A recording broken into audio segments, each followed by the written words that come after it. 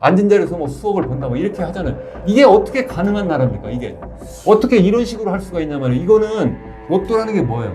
도박이잖아요. 어떻게 도박하는 방식으로 주택을 공급하고 어떻게 도박하는 방식으로 집을 살 수가 있냔 말이에요. 그걸 갖다가 어떻게 조정하는 게 그게 어떻게 정치고 어떻게 정부냐 말이에요. 말도 안 된다는 거예요. 제 얘기는. 이게 정말 아주 악의 근원이 부동산이에요. 우리나라가. 이걸 갖다가 계속 그대로 둘 수가 없다. 그래서 제가 다른 거는 사실 별로 이렇게 흥분 안 해요, 사실은. 근데 이 부동산 문제만 나오면 제가 막, 너무 속상하니까. 지금 막 울고 싶어요. 6년 동안 그걸 다시 공급을 하겠다고 하는데, 6년 동안 지금 당장에 목말라서 지금 죽겠는데 지금부터 땅 타러 갈 테니까 좀만 기다려서. 아이고, 그러니까 지금부터 집값 올라가겠네. 이거 아니에요? 그 사이에 집값은 2억, 3억 올랐는데 그게 내년도에 그럼 결혼한 사람 도와주는 겁니까? 솔직히?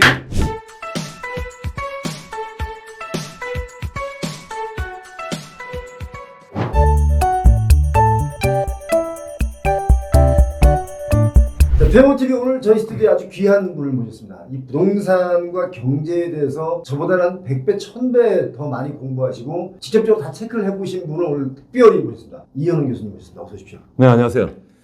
자, 본인 소개를 간단하게 좀 부탁드립니다. 우선 지금 제가 100배, 1000배 더 표영호 대표님보다 더 많이 한다는 것은 일단 거짓말이고요. 제가 표영호 TV를 제가 사실 애청하는 사람이고 많이 배웁니다. 사실 많이 봐오고 저는 학문적인 측면에서 좀 경제를 들여다보고 또 경제 중에 일부가 이제 부동산이니까 부동산 문제 또 가계 부채 문제 뭐 이런 문제를 제가 이제 종합적으로 좀 들여다보고 있는 편이고요. 여러분들께 오늘도 이 자리에서 제가 뭐 일방적으로 다 안다, 맞다 이런 거보다는 오늘 표 대표님하고 자연스럽게 부동산 시장 이런 얘기 하면서 다양한 시각도 말씀드리고 보다도 좀 체계적이고 학문적으로 또 근거 있는 말씀도 좀 드리면 여러분들께서 잘 판단하시지 않을까 이렇게 생각을 하고 그냥 소개한 김에 저도 유튜브 최근에 막 시작을 해가지고요. 채널 만드셨던데요? 예, 그거 소개해도 됩니까? 괜찮습니다. 예, 그러면 이현웅 교수의 경제 포럼이라고요. 올해 초에 시작을 했습니다. 그래서 뭐 표영호 TV에 비하면 뭐 그야말로 완전 어린 아이인데 오늘 출연해서 우리 대화도 하면서 또 동시에 또 진행하는 것도 좀 배우게 돼서 굉장히 좋습니다. 자, 우리 이현웅 교수님 채널 가시면 좀 더 깊이 있게 여러분 알고자 하는 내용들을 좀 보실 수가 있기 때문에 한번 가보시기 바랍니다. 자, 오늘 교수님 모신 김에 좀 단도직입적으로 질문부터 하겠습니다. 지금 스트레스 DSR 2단계가 9월부터 시작이 됐거든요. 그래서 지금 뭐 대출의 양이 줄어든다. 지금 너무나 많은 가계대출이 늘어나고 있기 때문에 9월부터는 단도직입적으로 집값이 하락할까요? 아니면 더 올라갈까요? 단도직입적으로 제가 답을 드릴 수는 없고요.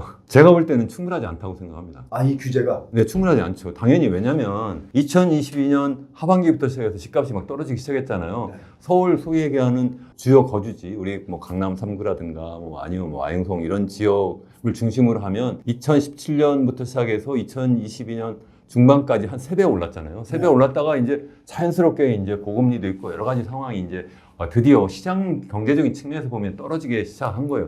이게 떨어지니까 어떻게 했습니까? 정부가 계속 집값을 올리기 정책을 썼잖아요. 그게 크게 보면 이제 세 가지예요. 하나는 여러 가지 규제가 있어요. 뭐 여러 가지 뭐 토지 사용 규제도 있고 뭐 주택을 갖다 실제 뭐 분양 받았을 때 뭐 실거주 의무부터 이런 규제가 있고요. 또 하나는 세금 관련해서 뭐 여러 가지 뭐 1가구 2주택, 3주택 뭐 이런 거에 따라서 뭐 세금을 갖다 전반적으로 다 낮춰줬어요. 최근에 뭐 종합부동산세까지 뭐 이 얘기하면서 뭐 1가구 1주택도 뭐 세금 분양 이제 소위 이제 종합부동산세는 아예 안 해주겠다는 얘기를 또 이번에 또 민주당에서도 또 사실 총선 후에 하고 규제를 전반적으로 막 줄어드는 면이 하나 있고 두 번째는 이제 세금을 전반적으로 낮춰주는 게 있고 세 번째는 대출 관련해서도 굉장히 많이 풀어줬어요. 얼마나 많이 풀어줬는가 하면 2023년 초부터 시작해가지고 특례 보금자리론이라고 해서 무려 40조 원을 풀었고요. 그래가지고 뭐 한 9월까지는 막 집값이 다시 또 오르기 시작했잖아요. 그러다가 이게 너무 많이 갔네 하니까 그게 이제 소진이 되니까 하반기에 다시 떨어지니까 다시 또 올해 또 뭐 하고 있습니까? 이번에 또 다시 또 특례자 붙여가지고 신생아 특례 대출을 27조 원 풀고 있는데요. 그거 말고 여러 가지 특공을 계속 하고 있고 정책 자금으로 계속 돈을 실제 막 제공을 하면서 집값을 띄웠잖아요. 그러니까 그렇게 하면서 실제 지금 보면 현재 가계대출 나간 거 올해만 해도 한 전체 가계대출 중에 실제 정책 자금으로 나간 대출이 한 70% 된다고 이미 언론에 다 나와 있잖아요. 그러니까 정부가 그냥 계속 인공호흡을 지금 말씀하신 대로 한 거예요. 그러니까 제 말씀은 그 가운데에서 이번에 2차 이제 스트레스 DSR 적용하는 거는 큰 그림에서 보면 그동안 여러 가지 뭐 인공호흡기를 다른 여러 가지 조치를 했는데 그 중에 한 가지 살짝 더 이제 그걸 갖다가 이제 뺀 거다. 이 정도니까 이게 충분하지 않다는 거예요. 제 말씀은. 인공호흡기에 여러 가지 그 호수가 있는데 그 중에 하나를 살짝 잡은 거군요. 그러니까. 그 정도니까 이게 충분하지 않다. 다만 역사적으로 2018년, 19년 그때도 한번 이런 대출 제한을 한번 했었잖아요. 네. 그래가지고 잠깐 또 집값이 주춤하는 듯 하다가 또 다른 조건이 보니까 다시 뭐 계속 집값 오르는 거네. 다시 또 올라버리고 이런 상황이 되니까 이거 아주 충분하지 않다. 그래도 이건 한국은에서도 그런 연구 보고서도 나왔고 그동안 제가 들여다만 봐도 당연히 그런데 계속 이렇게 조금씩 이렇게 하면 또 안 되는 거고 더군다나 스트레스 DSR 2단계가 7월 1일부터 실시하기로 됐었잖아요. 네. 근데 일주일 남겨놓고 갑자기 그걸 또 두 달 갖다 연기를 딱 시켜버리니까 그 이유도 두 가지 이유를 댔어요. 하나는 뭐 소상공인이 어려우니까 도와주겠다. 두 번째는 부동산 PF가 지금 구조조정하고 있는데 그거 좀 더 숨돌리게 하게 좀 시간을 주겠다. 이렇게 이야기를 했는데 제가 혼자 다 말하게 생겼는데 소상공인 이거는 그쪽으로 특별한 다른 그 사실 정책을 쓰면 되는 그렇죠. 거였고요. 그건 다른 부분이에요. 그리고 실질적으로 지금 뭐 한 거예요? 결국은 이 건설업자들 살리겠다고 하는 그런 정책을 지금 하면서 전체적으로 이게 사실은 어떻게 보면 이게 정말 중산층이나 아니면 우리 국민 전체를 위한 정책이 아니라 그야말로 그러한 부동산 업자를 살리기 위한 정책을 계속 쓰면서 결국은 가격을 올려버렸잖아요. 네. 그렇게 올려버려가지고 지금 그 올리는 게 여러 가지 정책이 있었는데 그 중에 일부만 지금 너무 올라갔네 해가지고 그것만 좀 조이는 정책 이렇게 썼으니까 충분하지 않다.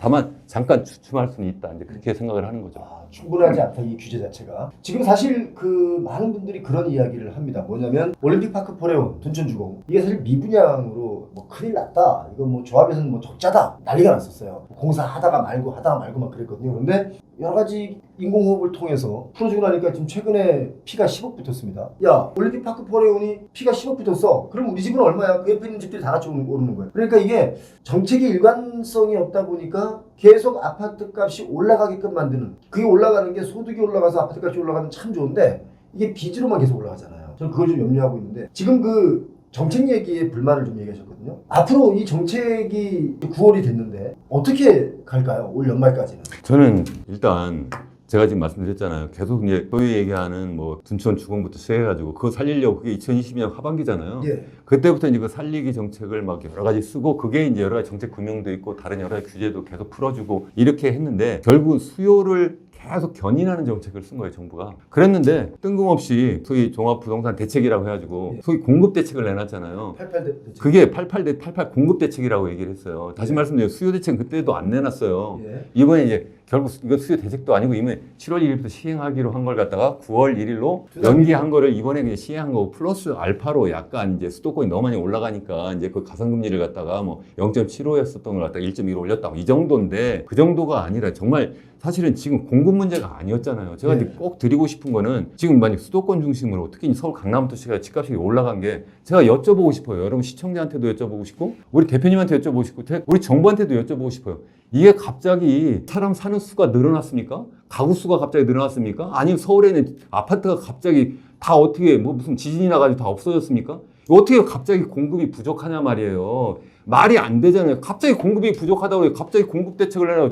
향후 뭐 지금 6년 동안 뭐 무슨 40몇만 채를 다시 공급하겠다. 아니 그렇게 하니까 사람들이 당연히 정부보다 더 똑똑한 사람들 아이고 이거는 뭐 정부가 전혀 집값을 잡으려고 하는 게 아니라 도리어 더 이렇게 부동산 쪽에 계속 뭐 그냥 부양하려고 하는 정책 쓰나 보네. 그러니까 도리어 그거 정책 나오니까 더 집값 올라간 거 아닙니까? 저는 정말 너무 안타깝고 속상하고 정말 화가 납니다. 정말 이럴 수가 있어요. 제가 오늘 여기 피용호 TV 와가지고 시작부터 이렇게 가면 안 되는데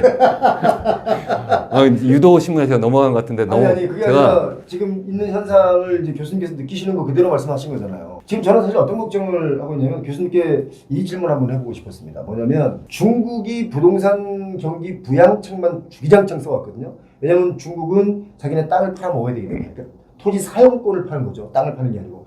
그래서 뭔가 부동산을 계속 지어대고 분양하고 하는데 중국에 갔더니 어떤 일이 있냐면 큰 도로가 있어요. 근데 이쪽에 5천 채를 지어요. 근데 얘가 분양이 안 됐어. 안 되면 우리는 그 다음에 아파트 안 짓잖아요. 겁나잖아요. 분양이 안 될까 봐, 또 안 될까 봐. 그런데 중국은 겁을 내지 않아요. 왜냐면 여기 토지 사용권을 또 팔아먹어야 이 중국 지방정부의 세수를 확보하기 때문에 여기 또 여기다 5천 채를 또 칩니다. 이게 다 미분양이에요. 이런 식으로 계속 하다 보니까 중국이 어떤 일이 벌어지냐면 지금 부동산 패닉이 와가지고 부동산을 아무도 안 사요. 맞습니다. 혹시 이게 우리나라도 이렇게 되는 현상이 있지는 않을까. 지금 인구도 줄어가고 있고 특히 지방 경우는 뭐 소멸역이만 나오는 곳이 많이 있고 이 부분은 어떻게 보십니까? 교수 학자님으로서. 그러니까 실제 중국하고 우리나라하고 굉장히 비슷하고요. 예. 어쩌면 우리나라도 심각한데 일단 중국을 하나의 타산지석으로 삼을 수는 있어요. 중국이 집값이 뜨기 시작한 게 2016년부터거든요. 예. 우리는 2017년부터라고 제가 말씀드렸잖아요. 예. 16년부터 시작해가지고 2021년 중반까지 이게 올라가요. 예. 그때 올라가는데 뭐 지금 뭐 기억을 하시는지 모르겠는데 소위 얘기하는 3 레드라인 정책이라고 해가지고 예. 이 소위 얘기하는 부동산 업자들이 뭐 자기 자본 비율이 어느 정도 이상이면 안 되고 또 거기에다가 뭐 자기의 현금 보유비율이 어느 정도 안 되면 안 되고 뭐 아니면 이윤을 얼마 이상 안 내면 안 되고 그게 안 되면은 더 이상 추가적인 금융기관으로부터의 어떤 대출 차입을 할 수 없게 딱 막아버려서 정부가 네. 정부가 이렇게 막으면서 2021년 하반기부터 집값이 떨어지기 시작했어요. 예. 그게 떨어지면 그러니까 어떻게 보면 정부가 그건 유도를 한 거예요. 아 이게 너무 지나치다. 이게 중국 같은 경우에는 얼마나 올랐냐면 우리랑 비슷하다고 제가 말씀드렸잖아요. 예. 중국의 소위 얘기하는 잘 나가는 도시들, 일선 도시들, 예. 베이징이라든가 항저우라든가 샹하이라든가 다 3배 올랐어요. 우리 강남 올라간 게 3배 올라간 것처럼. 우리나라는 2017년부터 시작해서 22년까지 올랐는데 우리나라는 1년 늦게 시작해서 1년 늦게 이제 터지기 시작을 했었는데 거기 중국하고 우리나라 비슷하게 계속 그러한 과정에서 집값이 막 올라갈 뿐만 아니라 이게 다 돈을 빌려서 한 거예요. 그래서 가계부채가 너무 많이 올라간 거예요. 그래서 우리나라는 가계부채가 거의 GDP 대비를 하면 2배가 올라가 버린 거예요. 그래서 이제 100%가 훌쩍 넘어가 버린 거예요. 중국도 이게 너무 급하게 올라가지고 한 이게 얼마까지 올라갔냐면 한 68%까지 올라갔어요. 근데 68%면 우리나라에 비하면 정말 세 발의 피해요. 그렇죠. 그럼에도 불구하고 빚으로 지은 집, 뭐 이렇게 한국에 이제 번역서도 나왔는데 시카고 대학 경제학과에 아미르 수피 같은 교수가 아예 꼭 집어서 두 나라, 중국과 한국이 위험하다. 너무 단기간에 가계부채가 빨리 늘어났네. 이 사람이 그걸 연구한 사람이에요. 그렇게 올라가가지고 뭐 2008년도 서브프라임 모기 사태 나는 것부터 해가지고 유럽의 여러 가지 뭐 거기도 많이 부동산 버블이 막 올라갔다 꺼졌잖아요. 예. 그거 연구한 사람인데 이 두 나라 위험하네. 이렇게 보고서까지 나왔어요. NBR 워킹 페이퍼에. 그렇게 나와가지고 굉장히 위험한데 중국 내부도 이거 위험하다 해가지고 이걸 꺼트리기 시작을 한 거예요. 예. 그렇게 꺼트려가지고 지금도 계속 꺼지고 있어요. 예. 그러니까 사람들은 중국은 그래가지고 이제 다 죽었다. 이렇게 사실 뭐 여러 가지 뭐 중국이 내부적으로 보면 너무나 뭐 일당 독재라든가 너무 사회주의 강하고 이래가지고 여러 가지 문제점은 많은 건 틀림없는데 부동산과 관련해서 우리가 정말 배워야 된다고 생각하는 점도 많아요. 저는 타산지석으로. 예를 들어서 며칠 전에 IMF가 이제 중국을 이제 컨트리 리뷰를 하고 거기서 뭐라고 하냐, 너무 부동산 경기가 너무 꺼지니까 한 1조 달러 정도 풀어가지고 부동산 경기 살려라. 이렇게 했더니 뭐라 했는 줄 알아요? 아니야, 우리 그렇게 안 할 거야. 예. 그 보고서에 보면 우리 모랄 해저드를 이게 계속 불러일으킬 수 있다. 그게 무슨 얘기야? 도덕적 해이를 불러일으킨다. 네. 이게 별 건설업자 이렇게 해가지고 이거 그러면 뭐 다시 또 정부가 도와주네. 그러니까 또 살아난다. 그것도 일반 개인 가게도 이게 보니까 뭐 자기들 정말 너무나 지나치게 돈 빌려가지고 막 집을 산 거잖아요. 근데 예. 그 사람들 결국 다시 또 정부가 빚내서 집 사도 되네 하게 또 돈을 더 계속 부양하는 정책을 쓰면 안 된다. 그래서 그렇게 안 하겠다. 자기는 뭐 하겠냐 하면 우리는 하이 스피드 그로스가 아니라 하이 퀄리티 그로스 하겠다. 그러니까 고품질 성장을 하겠다. 이렇게 이야기를 하고 있어요. 이건 정말 우리가 배워야 된다고 생각을 해요. 우리나라도 계속 생각을 해보면 우리가 지금 왜 계속 경제 성장률이 계속 떨어지고 있어요. 중요한 게 바로 뭐냐면 우리가 갖고 있는 한정된 이 자원이 어디로 들어가냐면 다 집 짓는 데로 들어가는 거예요. 예. 우리 실제 GDP에서 이 소위 얘기하는 이 투자가 크게 보면 세 가지가 있어요. 하나는 소비 수요가 있고요. 예. 하나는 이제 투자 수요가 있고 또 하나는 정부 지출 수요가 있어요. 예. 하나 더 얘기하는 대외적인 측면에서 이제 순수 수요가 있는데 소비 수요가 우리나라가 한 50% 정도 돼요. GDP 예. 대비. 예. 그리고 이제 투자 수요가 한 30% 남짓인데 그게 그러면 미래 먹거리 만들기 굉장히 많네 이렇게 생각하지만 그 중에 절반이 바로 뭐냐면 다 건설 투자예요, 우리나라가. 이렇게 되는 나라는 제가 OECD 국가 제가 들여다보면 없어요. 그게 어디냐? 중국 정도예요. 너무 그 속에 보면 이제 크게 세 가지거든요. 하나는 부동산 관련한 이 건설 투자가 있고 또 하나는 미래 먹거리 만드는 설비 투자 그리고 또 하나가 바로 뭐냐면 R&D 투자예요. 기술 개발하는 그런 투자. 그리고 또 하나는 이제 새롭게 이제 설비를 막 들여오는 그런 투자로 많이 가야 되는데 그게 아니라 너무 부동산 쪽으로 가면 안 된다. 그걸 이제 중국이 하는 거예요. 더군다나 지금 중국하고 지금 미국하고 패권 경쟁을 하는데 계속 부동산으로 시멘트 계속 쌓아 올려가지고 그래가지고 계속 우선 당장에 뭐 꽃감이 달다고 그거 계속 빼먹으면 나중에 자기네 안 되는 거 알기 때문에 그렇죠. 계속 그래서 지금 이런 이 소위 얘기하는 하이 퀄리티 그로스, 소위 얘기하는 고품질 성장을 하겠다는 게 그 얘기예요. 우선 당장은 힘들지만 그렇지만 그쪽으로 몰고 가자. 그렇다면 중국 입장에 그 중국의 부동산이 지금 폭락하고 폭망하는 이유가 중국 정부의 작전입니까? 저는 그러니까 상당 부분 작전이라고 생각하는데 이제 작전을 했는데 그게 이제 너무 지나쳐가지고 잘못하면 망할 수도 있으니까 제가 어떻게 할 수는 없는지 모르겠는데 제가 사실은 그 여러 가지 이제 컨설팅을 하는데 특히 이제 아시아 개발은행 있잖아요. 예. ADB 컨설팅을 제가 올해 3건을 하는데 예. 그 중에 하나가 지금 바로 이거 중국의 일본화 가능성에 대한 연구. 한국말로 얘기하면 그런 거예요. 그러면 거기에 보면 하나가 뭐냐면 부동산 버블이 꺼지는 거예요. 그게 바로 1990년 일본이 딱 그랬어요. 특징이 일본화, 잃어버린 30년 가는 특징이 첫 번째가. 두 번째가 바로 인구 고령화예요. 인구 고령화가 너무 빨리 진행되면 이게 아무래도 전반적인 생산성도 떨어지고 더군다나 거기에 우리 중요한 우리 생산 자원, 노동력이 계속 이제 줄어들 수밖에 없거든요. 실제 중국 같은 게 절대 수도 줄고 전체 인구 중에 차지할 비중도 계속 줄고 있어요. 이미 수년 전부터. 네. 그러한 문제가 너무 비슷하다. 세 번째는 더군다나 또 잃어버린 30년 특징이 디플레이션이거든요. 네. 중국의 디플레이션도 너무 똑같아요. 지난 한 15개월 동안 계속 그 CPI, 우리 소비자 물가 상승률로 보면 거의 0% 수준에서 약간 마이너스 쪽에 주로 있고 약간 플러스 살짝 갔다 다시 마이너스 이렇게 되고 PPI 생산자 물가로 가면 그보다 더 낮은 수준에서 계속 마이너스예요. 디플레이션이다. 그래서 계속 밀어내기 수출한다 뭐 이런 이야기 하잖아요. 어쨌든 그런 상태이기 때문에 이게 일본에 잃어버린 30년 가는 게 아니야 이런 보고서를 냈는데 예. 사실은 그 보고서를 내기 전에 제가 정확한 제목은 한국과 중국의 일본화 위기예요. 사실은 한국과 중국의 일본처럼 되는 그런 위험이 있다. 제가 그냥 뇌피셜로 이렇게 얘기하는 것이 아니라 제가 이걸 갖다가 그런 여러 가지 정말 한국, 중국, 일본 정말 중요한 그런 국책 연구기관이나 아니면 그 대학에서도 계속 하고 있고 ADB 보고서도 이런 걸 내고 있어요. 정말 위험한 상황이다. 근데 중국은 그래도 이거를 갖다가 어떻게든 정부가 바람을 좀 주도적으로 해서 빼려고 하는데 우리는 그게 아니라 자연스럽게 가격이 하향 안정화 되려고 하는데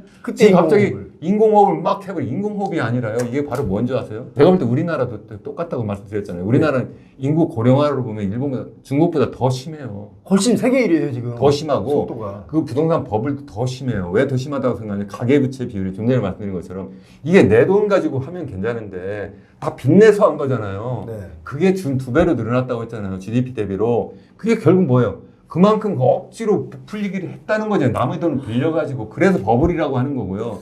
더군다나 이 소위 얘기하는 평균 가계소득 대비 그 주택 가격이 전 세계적으로 보면 중국 다음으로 높아요. 우리나라가. 선진국 중에 가장 높아요. 지금 한 25배 정도 돼요. PIR이라고 해가지고. Price Income Ratio가. 예. 그렇게 높은데 이게 어떻게 또 가능하냐. 이게 불가능하다. 일본도 그래서 터졌고 미국도 2008년도에 그래서 꺼졌고 뭐 유럽도 뭐 스페인부터 시작해가지고 여러 나라가 그렇게 다 꺼졌잖아요. 영국도 그렇고. 예. 그런 상황이 왜 우리나라는 안 올 거라고 생각하냐는 거예요. 왜 우리나라는 안전하다고 생각하는지. 이게 그래서 이걸 갖다가 계속 버블을 키우면 안 된다. 이건 제 얘기도 아니고 또 사실은 저뿐만 아니라 최근에 한국은행 총재가 금리를 사실 동결했잖아요. 예. 뭐 15번 동결했다 뭐 이렇게 얘기를 하는데 이게 동결한 이유가 뭐겠어요, 그분이 누군지 아세요? 서울대 경제학과 교수였고 이 소위 ADB 제가 컨설팅 한다는 그 아시아 개발은행의 치프 이코노미스트였어요. 선임 경제학자였고 가장 사실 학술적 제일 저명한 학자가 갈 수 있는 자리고요. 예. 그거 끝나고 어딜 갔느냐면 IMF의 아태 지역 국장으로 갔어요. 우리 1997년 외환위기 당할 때 그때 그 직접 담당한 국장이 바로 아태 지역 국장이에요. 이창용 총재. 이창용 총재가 여기 그분이었던 거예요. 그분이 이분이고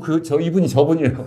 그러니까 무슨 말씀이냐면 예. 그분이 뭐라고 그래요? 우리나라 너무 위험하다. 예. 계속 그 얘기를 해요. 너무 가계부채가 많이 늘어나고 있다. 이게 GDP 대비 100%가 뭐냐? 80%만 넘어도 위험한데 100%가 하는 게 너무 위험하고 지금도 이게 동결하는데 내 동결하고 싶어서 동결하는 게 아니라 어떻게 이렇게 계속 가계부채를 계속 띄워가면서 어떻게 집값을 띄울 수가 있느냐. 이건 말이 안 된다. 이분이 그렇게 이야기를 했고 그래서 뭐라고 얘기하냐면 우리나라는 그동안 계속 악순환을 반복했다. 좀 경기가 나쁘고 부동 경기가 나쁘면 정부가 나서서 집값을 띄우고 반대로 너무 심하면 또 정부가 또 그걸 잡으려고 하고 이걸 갖다 계속 그렇게 하는데 그런 것을 이번 기회에 그 악순환의 고리를 끊어내자. 이렇게 말씀하셔서 제가 그 얘기를 계속 해왔는데 한국은행 총재가 이야기를 해서 제가 혼자 막 떠드는 게 아니구나.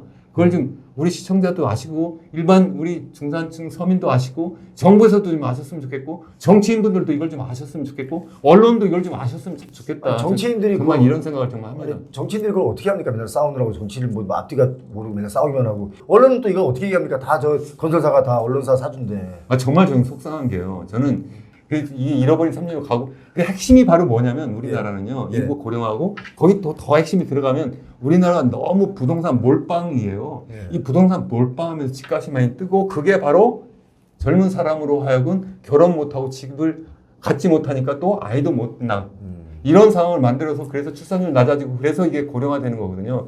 이게 정말 아주 악의 근원이 부동산이에요. 우리나라가 이걸 갖다가 계속 그대로 둘 수가 없다. 그래서 제가 막 그것 때문에 계속 너무 집중해서 제 채널에서 많이 말씀드리고 제가 다른 거는 사실 별로 이렇게 흥분 안 해요. 사실은. 예. 근데 이 부동산 문제만 나오면 제가 막 너무 속상하니까 다른 경제 물어보면 아주 편하게 말씀하시는데 부동산 얘기만 나오면 막 흥분하죠. 제가 흥분하면 되는 거죠. 예. 자연스럽게. 사실 부동산의 가장 큰 기초 베이스의 문제가 또 어디냐면 좀 전에 시작할 때 말씀하셨는데요. PF 대출 부실한 거.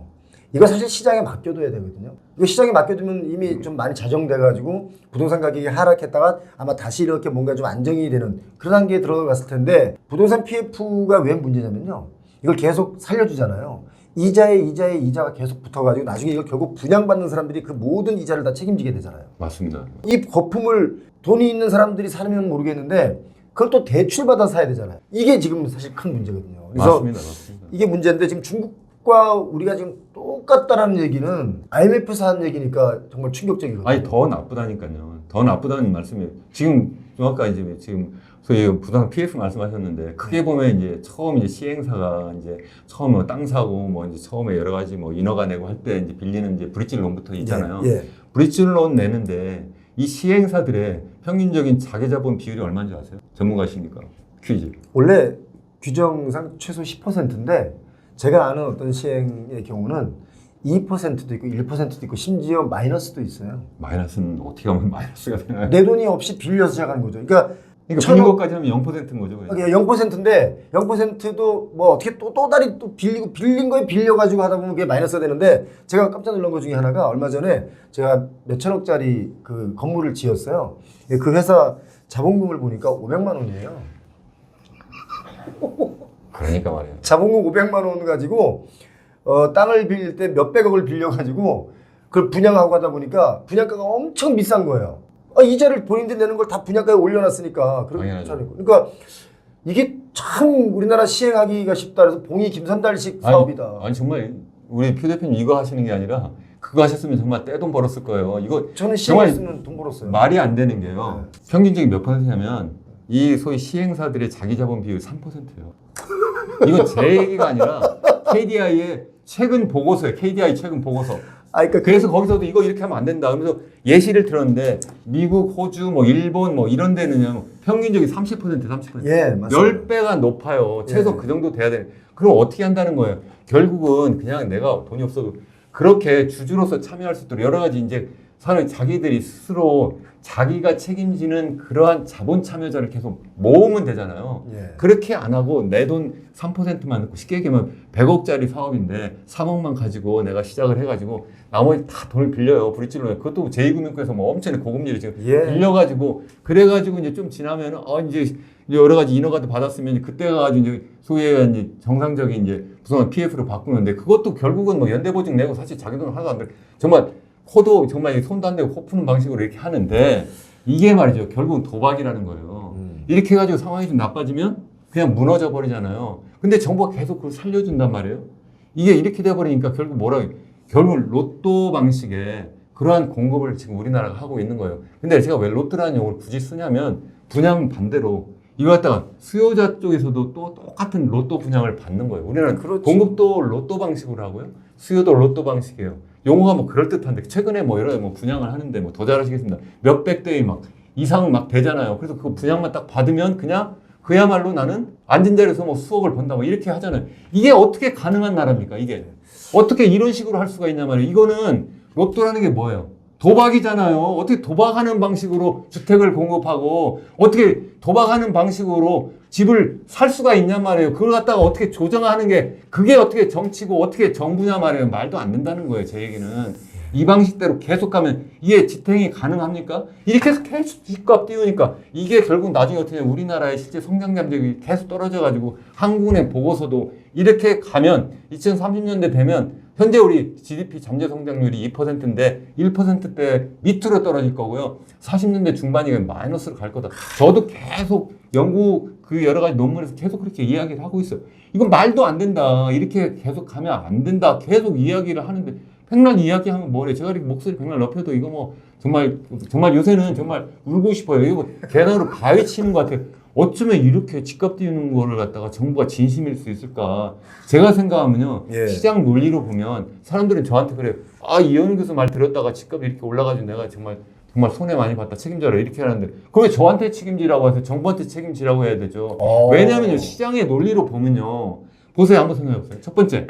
집값이 어떻게 올라갑니까? 크게 보면 수요와 공급이죠. 예. 오늘 그 얘기 한번 말씀드리고 하고 싶어요. 수요부터 한번 보자고요. 예. 자, 수요를 보면 시장 논리를 보면 크게 세 가지예요. 하나는 뭐냐면 일단 집을 사겠다는 사람 수가 늘어나면 되죠. 우리 60년대 초에 우리나라 전체 인구가 2,500만이었어요. 예. 그다지 지금 5,100만 정도 되거든요. 인구가 2배로 늘었을 뿐만 아니라 실제 수요를 많이 하는 젊은 사람들의 인구수가 확 늘었어요.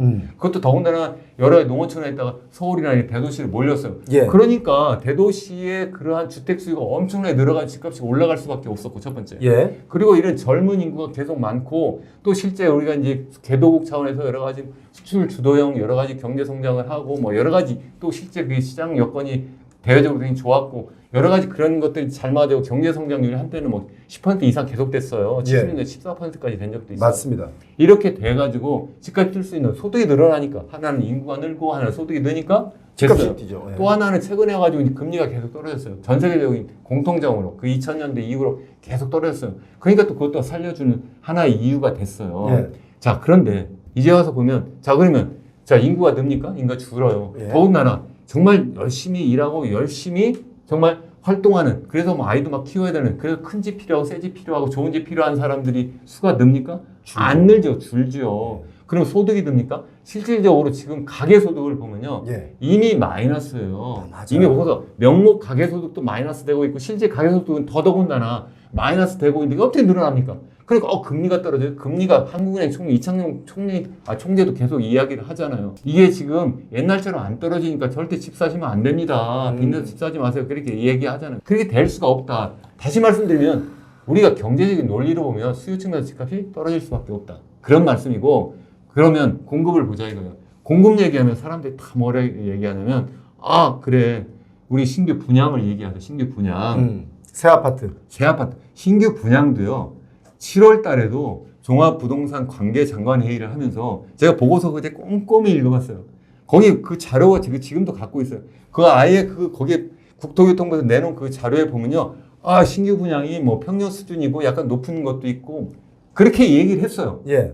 그래놓고 갑자기 8월 달에 와가지고 갑자기 부족하다고 하는 어떻게 한 달도 안 된 사이에 그거 갖다 우리 말을 확 바꿔버린지 모르겠는데 인구가 어디서 뭐 한 50만 100만 늘어났나 보지. 뭐. 제 말씀이 그거예요. 인구가 늘었습니까? 아니면 갑자기 지진이 나가지고 갑자기 또 없어졌습니까? 아니라는 거 말씀드리려고 하는 거고 더 중요한 거는요. 공급은 이렇게 신규 분양만 공급이 아니고요. 기존 주택이 시장에 나오는 거 있잖아요. 매물이라고 하는 우리 용어를 쓰는데 저는 용어를 바꿨으면 좋겠어요. 어떻게? 구축 공급. 아, 구축 공급. 신규 주택 공급, 기존 주택 공급. 예. 두 개 다 공급인 거예요. 그래서 우리 연초에 공급이 얼마나 많이 늘었냐면 기존 주택 공급 매물로 나온 게 8만 채, 9만 채 되지 않았습니까? 예, 예. 그게 지금 절반으로 줄었어요. 왜 줄었어요? 정부가 계속 집값 띄우니까 사람들이 그걸 수금에 다 빼버린 거죠. 그러니까 사실 정책은 중요한 거는 사실은 굳이 쓴다면 이 수요가 늘어나지 않게 지금 자연스럽게 지금 빠지고 있는데 이게 자연스럽게 연착륙을 할 수 있잖아요. 중국 정부는 일부러 더 적극적으로 빼려고 하지만 자연스럽게 떨어지고 있는데 정부가 바람 넣어가지고 계속 여러 가지 아까 말씀드렸잖아요. 여러 수요 견인 정책을 썼죠. 그렇게 하면서 집값을 띄웠으니까 정부한테 책임지라고 해야 되지 왜 저한테 책임지라고 하냐 이거예요. 저는 제가 쫓아가서 데모하고 싶은 생각이에요. 그 정도로 속이 상하다. 이게 정말 이럴 수가 있느냐는 거예요.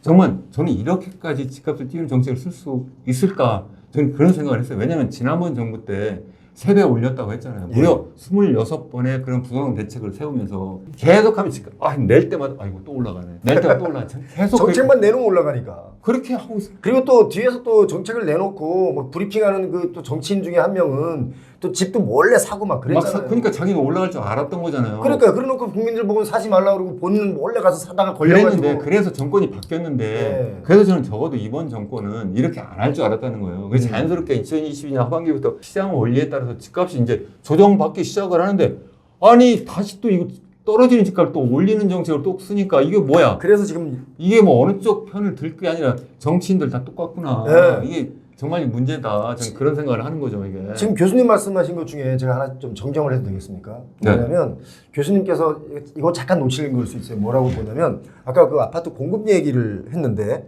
공급이 부족하다는 얘기를 계속 뇌피셜로 하지 않습니까? 아까 말씀하신 대로 구축이 나오는 것도 공급이잖아요.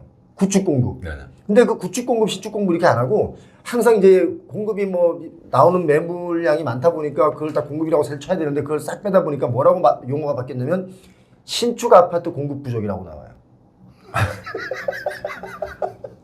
그러니까 공급 부족이야라고 하면 교수님처럼 왜 무슨 공급 부족이냐 지금 구축 아파트 나오는 게 몇 개고 뭐 하다 보면 이 공급이 넘쳐나지라고 말하니까 신축 아파트 공급 부족이라고 말합니다.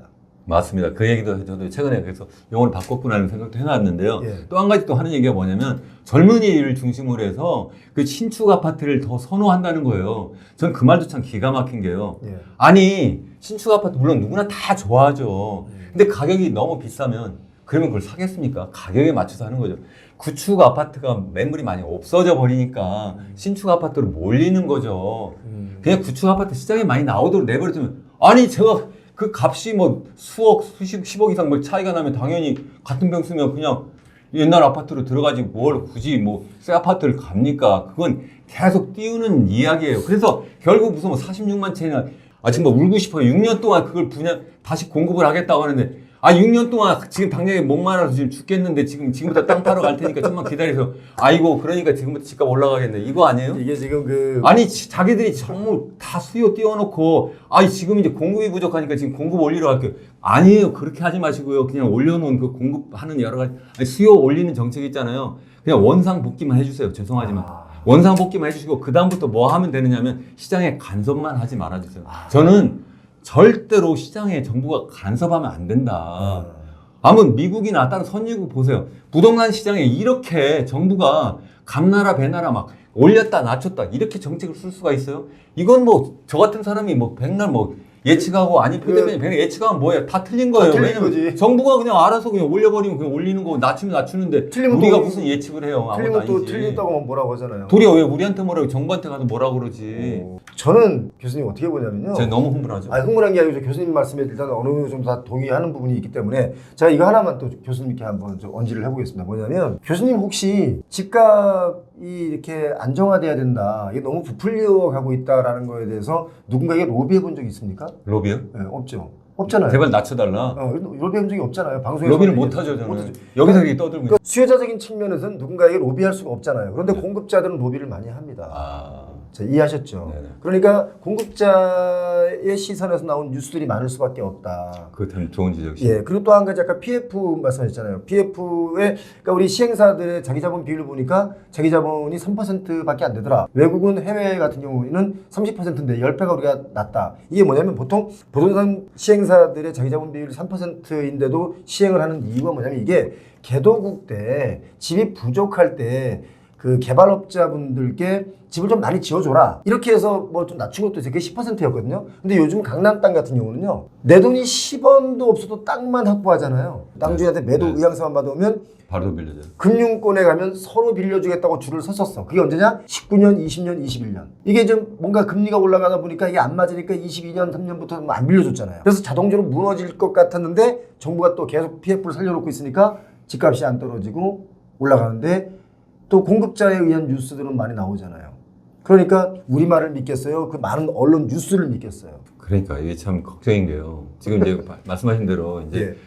이런 어떤 건설 관련한 그런 업에 계신 분들은 어쩌면 로비할 수 있는 통로가 굉장히 많을 거고, 더구나 이제 언론 쪽에서도 더군다나 이제 지배주주인 경우도 사실 있는 게 사실이고, 예. 그래서 이제 그런데 정작 이제 수요 측에 계신 분들은 로비를- 어디에 로비할 데가 없을 뿐만 아니라 하수연 또 논하지. 실제 집을 이제 갖고 있는 분들 중에 이제 일부는 이제 집값이 올라가는 걸 또 좋아하시는 분들도 계실 거예요. 그러니까 집값이 떨어지는 걸 바라지 않았는데, 이거 죄송한 말씀이지만 실제 그 좋은 집, 그 소위 노른자에 위치한 그러한 분들은 우리나라의 소위 얘기하는 여론 지배층이고, 소위 실제 굉장히 핵심적인 그러한 역할을 하는 분들이에요. 거의 뭐 정치를 하신다는 거. 저처럼 사실 대학 교수도 많고요. 예. 강남에 계신 분들, 아니면 뭐 사업하는 분들 중에 제일 부자들이고, 언론도 그렇고, 의사라든 판검사라든 대부분 다 그렇기 때문에 그분들이 어쨌든 우리 사회를 끌고 가잖아요. 그러니까 그분들이 적극적으로 정말 이 중산층과 서민을 위해서 집값을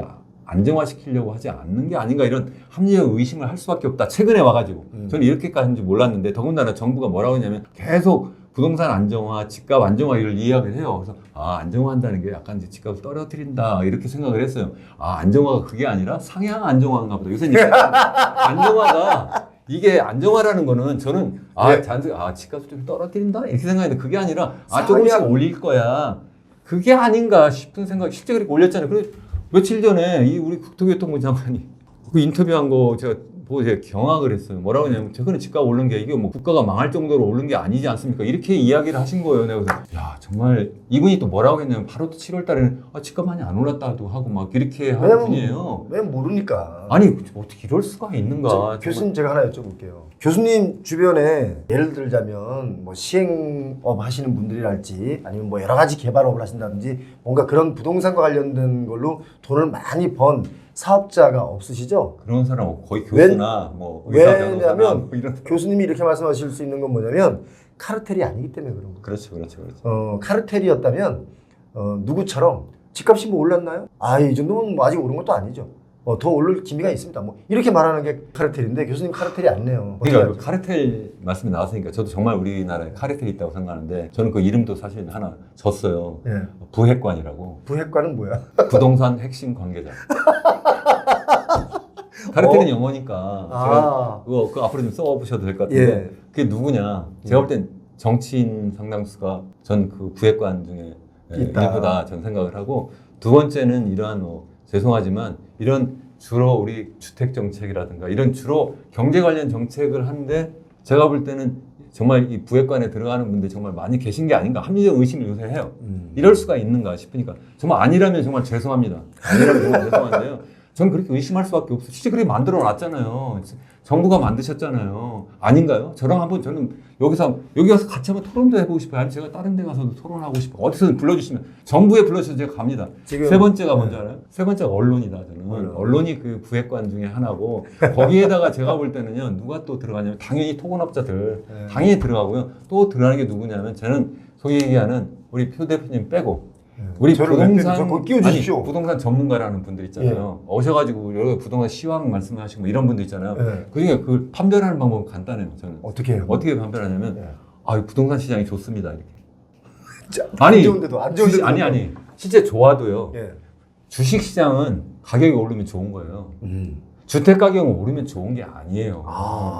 이거는 우리 삶의 터전인 거예요. 이게 집값을 계속 이렇게 올라가는 건 좋은 게 아니다.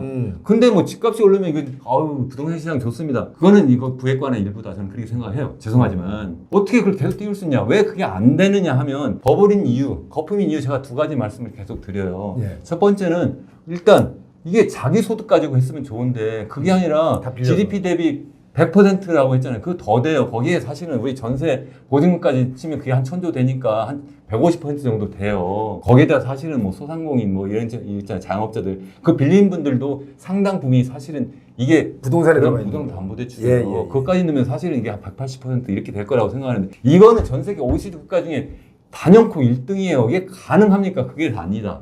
두 번째는 이 소득 대비 이 소위 얘기하는 주택 가격이 제가 25배라고 했잖아요. 예. 뭐 정부에서 발표하는 게 뭐 11배, 12배 이렇게 이야기하는데, 전 그게 말도 안 된다고 생각하는 게. 표본조사나 이거 뭔가 데이터를 아니, 그게 왜 그러냐면, 거기 우리가 살고 싶지 않아 하는, 거기 뭐 단칸방 있잖아요. 예. 뭐 연립주택이나 빌라라든가 뭐 오피스텔. 그거까지 다 넣어가지고 그렇게 해서 표준을 딱 해가지고 평균을 내가지고 뭐 11배, 12배 이렇게 그러니까 지금 무슨 의미이십니까? 그러니까 우리 지금 그러면 뉴욕이나 아니면 런던이 한 10배에서 15배 그 사이거든요. 그 정도니까 괜찮다는 뜻으로 그런 통계자를 발표하시는 겁니까? 제가 한번 로데이터를 한번 보고 싶어요. 제가. 아니요. 저기 저 정말 PIR 불안하다. 지수로만 놓고 보자면 뉴욕보다 한국이 집값이 비쌉니다. 아니 근데 정부에서 발표한 건 아니라니까요. 그 11배, 12배 이렇더라니까요. 최근에 며칠 전에 나온 것도. 그렇게 제가 볼 때는 그거 말고 뭐 다른 뭐 국제적으로 비교하는 거 있잖아요. 그거 25배 정도 돼요. 더 맞습니다. 높았을 때는 28배 됐을 때도 있고. 예. 지금 떨어진 걸로 25배는 다시 또 올랐을 거예요. 최근에 또 올라가고 있으니까. 중국 같은 경우에 다 30배가 넘어요. 중국의 상하이, 광주 쪽의 주택 가격의 PIR 지수를 딱 보니까 50이에요. 50인가 30인가. 예. 최근에 떨어져서 한 30 이렇게 됐지 모르겠어요. 일본이 부동산 버블이 딱 터졌을 때, 경제 버블 터졌을 때 터지기 직전에 부동산 PIR 지수가 18 정도 나왔어요. 지금으로 보자면 어마어마 낮은 숫자죠. 지금으로 그렇죠. 보자면. 근데 그것도 버블이었어요. 근데 서울의 집값 평균적으로는 PIR 지수가 21인가 나오는데 강남의 경우는요. PIR 지수가 제가 볼 때 한 60 정도 나옵니다. 아니 그거 뭐 전체를 봐야 되니까 예. 간단하게 우리 계산해 볼 수 있어요. 서울의 아파트 평균적인 가격이 얼마입니까? 지금 12억 5천 정도 나옵니다. 12억 5천이죠? 예, 평균적인 그런 연간 소득이 얼마일 것 같아요? 서울의 평균 연간 소득? 예, 가계 소득이 거기까지 제가 데이터를 한 못 5천만 원일 거 아닙니까? 가계 평균 소득? 네. 예. 그럼 12억 5천만 원 나누기 5천 해보세요. 딱 25배 아닙니까? 오. 자, 우리 그 이제 교수님 오늘 이 시간 마무리하면서 끝났어요 벌써. 아니 마무리하면서 하나만 더 여쭤보려고. 네.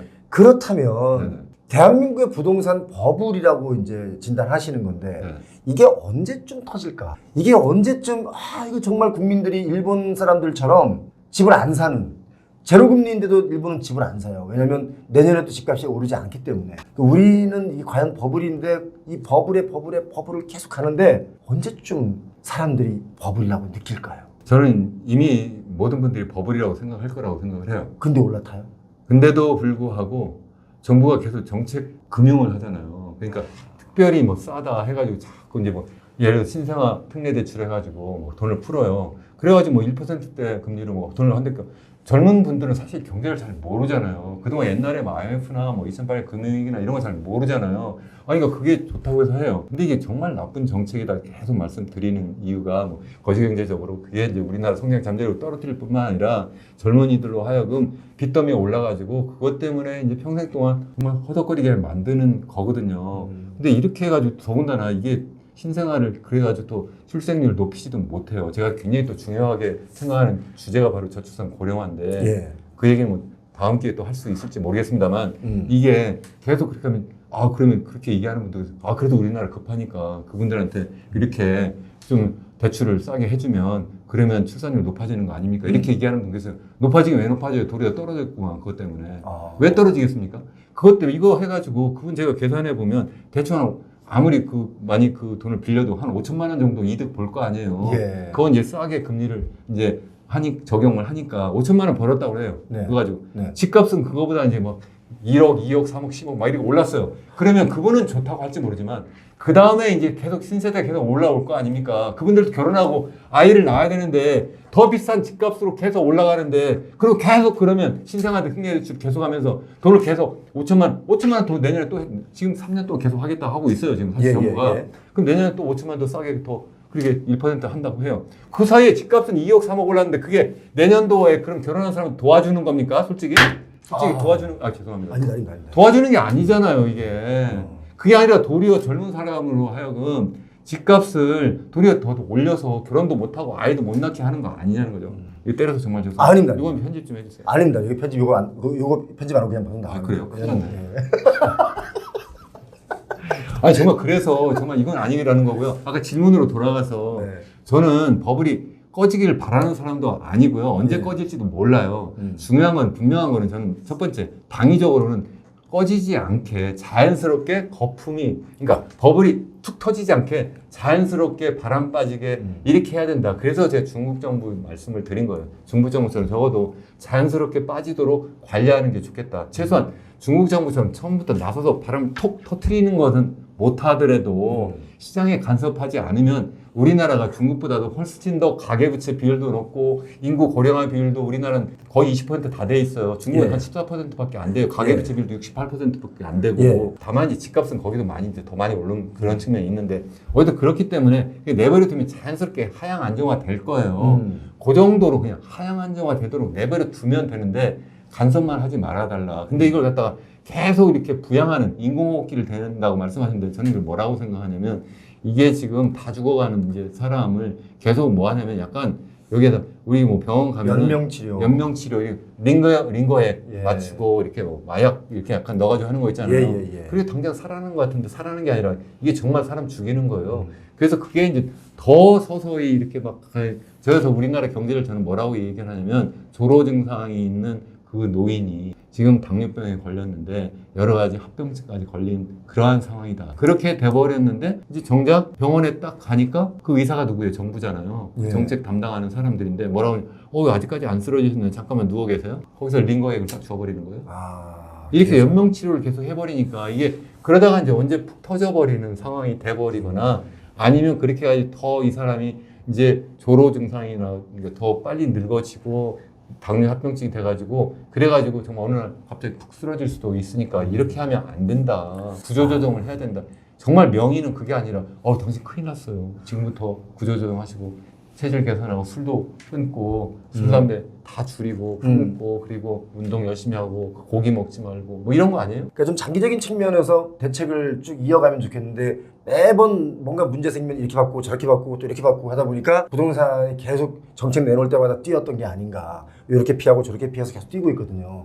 그렇죠. 지금 경제 성장률이 2.5에서 2.4로 떨어뜨린 데가 있고 2.6에서 2.5로 떨어뜨린 데가 있단 말이죠. 한국은행의 경우는 2.5에서 2.4로 내렸고 KDI는 2.6에서 2.5로 내렸잖아요. 경제 성장률이 2.5라는 것은 어느 수준을 말하는 겁니까? 그 정도면요, 사실은 우리나라의 그 GDP 성장률이 2.0% 정도라고 보거든요. 예. 그보다 높은 거예요, 사실은. 그보다 좋으니까 어쩌면은 지금 우리나라 호경기라고도 볼 수 있는 거예요. 지금? 예. 다만 이제 그 구조적으로 보니까 예. 그게 거의 이제 수출 때문에 그런 거예요. 우리나라 수출이 올해 이제 계속 굉장히 잘 되니까 그것도 아주 특별한 일부 업종의 수출만 잘 되니까 대표적인 게 바로 이제 반도체예요. 반도체 말고 지난해 잘 됐던 이제 자동차도 뭐 비교적 잘 되는데 작년만큼 되지도 않고 예. 이제 반도체 정도 하나 잘 되는데 그 반도체라는 게 결국 뭐예요? 뭐 삼성이나 뭐 SK나 몇 개밖에 없잖아요. 예. 결국은 수출을 많이 하니까 그게 이제 우리나라 GDP 성장률을 견인한다. 이제 이런 이야기고 실제 보면은 이제 그게 이제 낙수 효과라고 해가지고 이제 그게 전반적인 고용도 늘리고 그렇게 해가지고